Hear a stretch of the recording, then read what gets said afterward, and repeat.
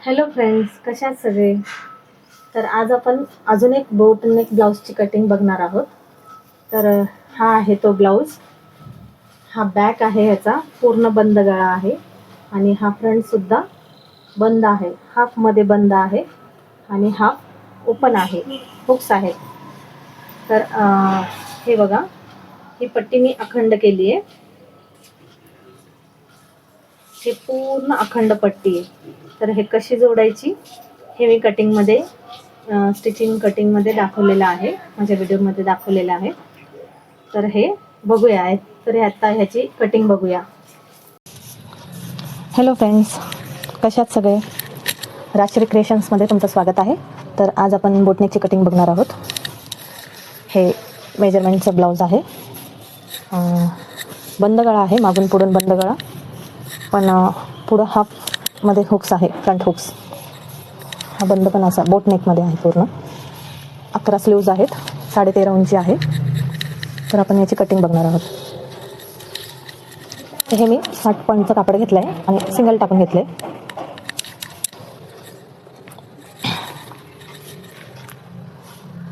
साडे 13 उंची आहे, तर प्लस 1 इंच 14.5 घेऊया. शोल्डर आहे 14.5 आहे, तर आपण 7.25 प्लस अर्धा इंच 7.25 ठेवूया. 7.25 शोल्डर आणि अर्धा इंच, अर्धा ते पाव इंच, अर्धा इंच डाऊन शोल्डर. आणि इथून बरोबर 7.5 इंच, पाव इंच कमी घेते मी. हे पाव इंच कमी ह्याच्यासाठी नंतर जर वाटलं तर आपल्याला पाव इंच वाढवता येतं शेप देऊन, पण जास्त झालं तर मग नाही कमी करता येणार. 7.5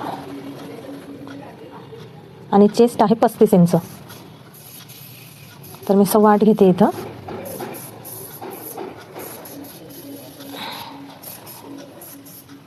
हा 1.5 इंच मार्जिनसाठी. हे आपल्यावर आहे, 1.5, पावणे 2, 2 कितीही ठेवू शकतो. मी 1.5 इंच घेते.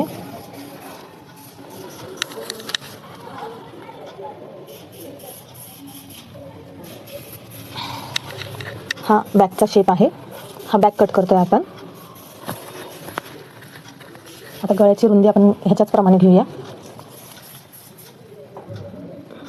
बेल्ट आहे 2.5 इंच, 3 इंच ठेवूया तयार.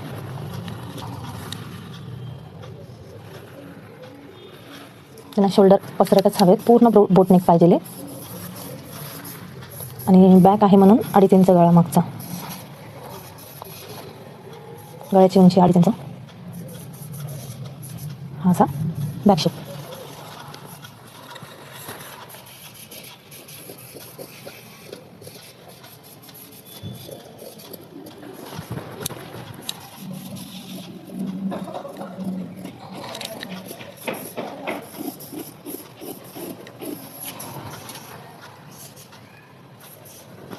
ह्याचं सेंटर मार्जिन सोडून त्याचं सेंटर टक्स मारू.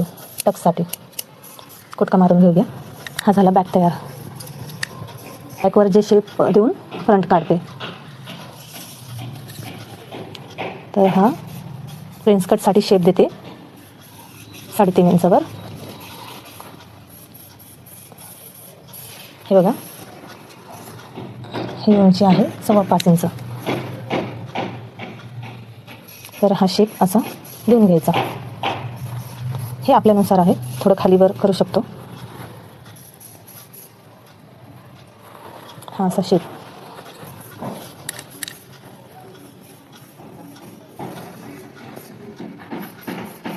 हा व्यवस्थित ह्याच्यावर टाकून घेऊ. तर हा पहा फ्रेंड्स, हे बॅक पार्ट मी ह्याच्यावर खालच्या कापडावर ठेवला आहे. हे बघा, हे 3.5 इंच आहे आणि पुढची उंची अर्धा इंच वाढवून घ्यायची. हा फ्रंट, हा जसा आहे तसा आखून घ्यायचा.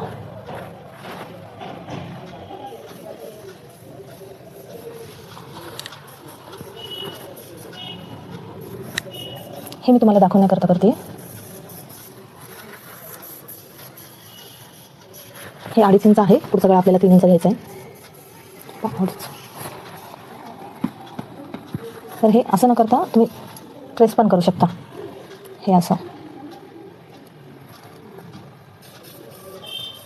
असंही करू शकता. तर हे फ्रंट आलं याच्यावर. तर मार्जिनसाठी जे अर्धा इंच एक्स्ट्रा लागतं ते आपण इथं उतरून घेऊया, बरोबर. आणि याला फ्रंटचा शेप द्यायचा आपल्याला. तर फ्रंट अर्धा इंच आत येतं. हे पहा, हा इथं जर असं केलं तर हा अर्धा इंच येतो आत. तर हा असा शेप आपण आखून घेऊया. हा फ्रंटचा शेप आहे, म्हणजे इथं तेवढा फरक नाही येत. हा बॅक होता, हा फ्रंट आहे. तर हे कट करून घेऊया आपण. इथं फ्रंटचं अर्धा इंच वाढवायचं होतं. ओके.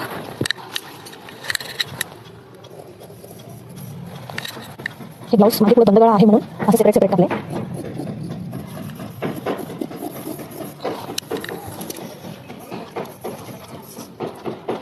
तुम्ही असं उचलून कट नका करू. तुम्ही जिथे आहात तिथून कापड जागेवर ठेवून तुम्ही उठून कट करू शकता.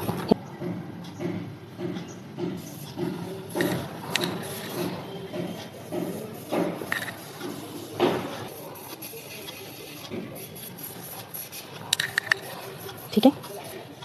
आता इथं 1.5 इंच मी आत घेते. हा 1.5 इंचचा मार्क. आणि तर याचं सेंटर पॉईंट काढूया आपण. 9.5 उंची कमी आहे म्हणून याचं सेंटर 9.5 पावणे 10 वर ठेवते. पावणे 10. तर हा असा शेप इथून द्यायचा आहे. सो हा मी असा बाहेर घेते थोडासा, जेणे की थोडंसं सपाट वाटत नाही. कटोरीचं शेप येतो याला. आणि हे 1 इंच बाहेर. तर याची उंची मोजून घेऊया आपण. 7.5 एक सूत कमी आहे. आता याला असं मॅच करूया.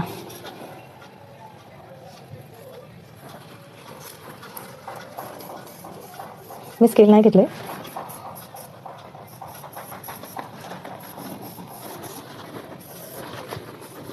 हा बॅकचा शेप आहे.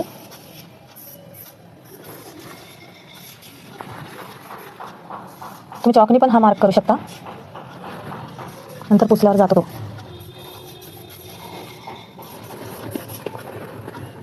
हा बॅकचा शेप आहे. मी ट्रेस करून दाखवतो तुम्हाला, कदाचित दिसत नसेल.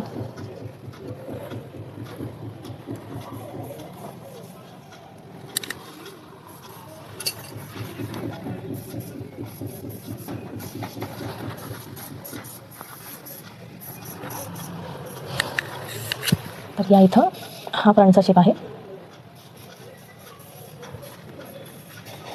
हा एक्स्ट्रा मार्जिनसाठी.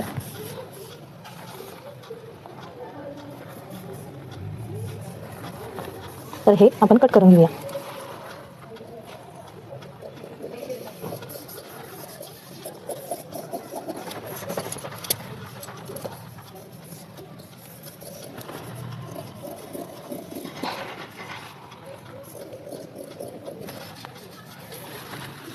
आणि आता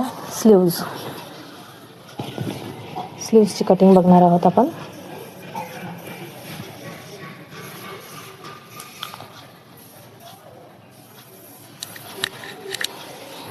बाईची उंची आहे 11 इंच. 1 inch मार्जिनसाठी 12 inch. 8. तर या इथं 3 इंचवर आखून घेऊया. आणि क्रॉस 1 इंच स्लीव्जला.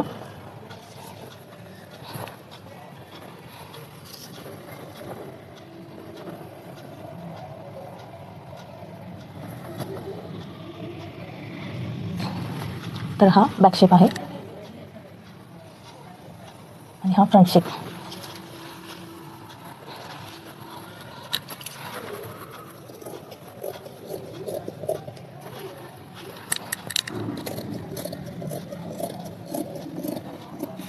आणि हा सेंटरला कुटका मारून घेऊया आणि ह्याला फ्रंट शेप द्यायचं आहे.